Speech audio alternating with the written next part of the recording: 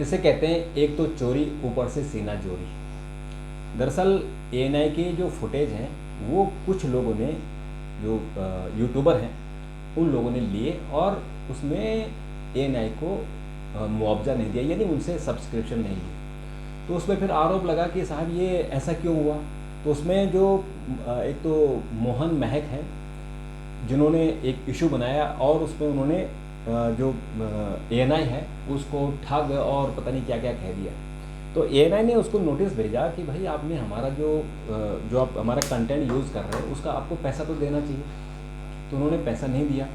पैसा नहीं दिया तो फिर इनसे कहा गया कि भाई पैसा अगर आप नहीं देंगे तो फिर आप हमारा कंटेंट हटाइए, हमारा जो लोगो है, हमारा जो कॉपीराइट है उसको हटाइए। तो इन्होंने एक जैसे आदत है यूट्यूबर की कि किसी के बारे में कुछ भी कह देते हैं। तो फिर उसमें क्या हुआ कि उन्होंने कहा कि आप जो है या तो पैसा दीजिए या फिर कंटेंट दीजिए। तो इन्होंने नहीं माना। तो अल्टीमेटली फिर ये high court, Delhi high court ANI चला गया। तो एएनआई ने उनसे एक तो पहले उनसे 18 लाख रुपए मांगे थे, लेकिन बाद में जो मानहानि का मुकदमा किया तो उस पर उन्होंने 2.25 करोड़ रुपए मांगे। अब इसमें जो जो इन्होंने पैसे मांगे हैं वो मामला क्या है। वो मामला ये है कि जब ये मोहन मंगल, इसका जो नाम है मोहन मंगल, इसने जब हाईकोर्ट में गए तो उन्होंने ब्लैकमेल और उगाही और इस तरह के ये शब्दों का इस्तेमाल कर रहा था। तो जब उसको इस तरह की बातें की गई तो फिर उससे कहा गया कि भाई, और उसको सवाल ये कि जब वो कोई बात कहता है तो उसके सामने जो वो होते हैं बाकी लोग जो शिव जी की बारात में आते हैं वो सारे उनके सपोर्ट में खड़े जाते हैं। तो एक सबसे बड़ा इस वक्त शिव जी का भगत बना हुआ है वो है जुबेर साहब। तो जुबेर ने सबसे पहले ट्वीट करके ब्लैकमेल और क्या क्या बोल दिया।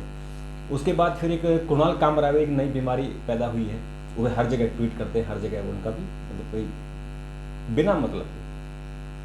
तो जब हाईकोर्ट ने डंडा किया तो जुबेर भी अपने ट्वीट हटाने के लिए तैयार हो गया और ये जो कुणाल कामरा है, कुणाल कामरा ने भी अपने ट्वीट हटाने की बात कही है।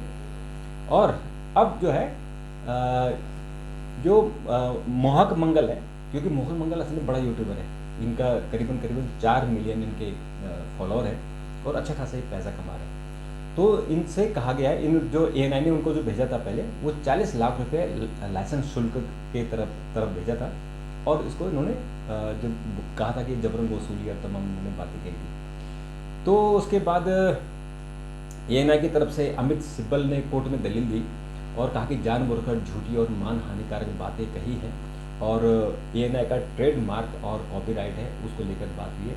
तो फिर कपिल सिब्बल ने, जो कपिल सिब्बल के बेटे हैं अमित सिब्बल, और उन्होंने कहा कि ये संयुक्त एक जो संगठित ये अभियान चलाया जा रहा है। तो कोर्ट ने इस पर टिप्पणी की और कोर्ट ने कहा कि आपकी फ्री स्पीच की बात है लेकिन गुंडा, ठग ये शब्द स्वीकार नहीं। ये कैसे आप कह सकते हैं कि ये फ्री स्पीच है और फ्री स्पीच आप किसी के भी आप अपमान कर सकते हैं। और ये पूरा गैंग है।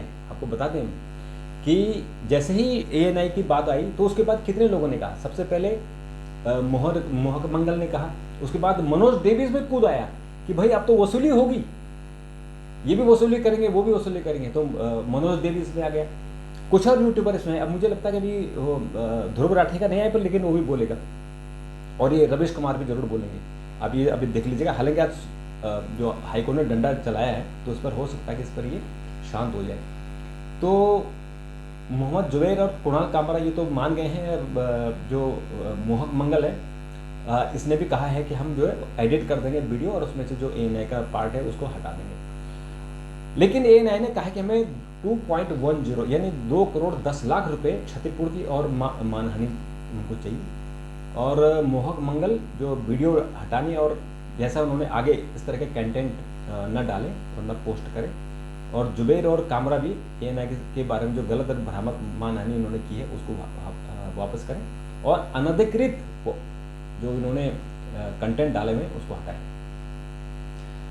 तो ये मामला है और यह मामला जो है केवल कानूनी लड़ाई का नहीं है बल्कि डिजिटल युग में पत्रकारिता की फ्री स्पीच और कॉपीराइट कानूनों की जटिलता को लेकर ये सामने आया है और स्वतंत्र विचारों की अभिव्यक्ति है। आप करिए स्वतंत्र विचार तो आप करिए, कोई आपने रोक नहीं रहा।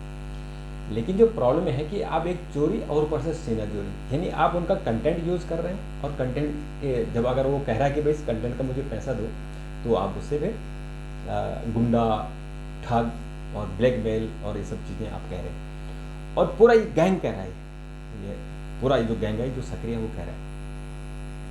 असल में क्या मामला है कि जितने भी यूट्यूबर हैं वो अभी तक किसी का भी फुटेज ले लेते थे और ये कहते थे कि हमने 2 मिनट का, 2 सेकंड का, 10 सेकंड का, 9 सेकंड का लिया है तो ये कॉपीराइट नहीं होना चाहिए। ये फिल्मों में लागू होता है। जो फिल्मी गाने या फिल्मी सीन अगर आप 1 मिनट से कम का लेते हैं तो वो फिर वो मान लिया जाता है, लेकिन जब आप उससे ज़्यादा लेते हैं तो कॉपीराइट कहा जाता है। लेकिन टी सीरीज़ तो इतना भी बर्दाश्त नहीं करता। टी सीरीज़ तो अगर आपने स्क्रीन शॉट भी ले ली तो उसका भी कॉपीराइट भेज देता है। तो कॉपीराइट का कानून बना है 2013 में, मजबूत कानून बना है, तो उसके हिसाब से है।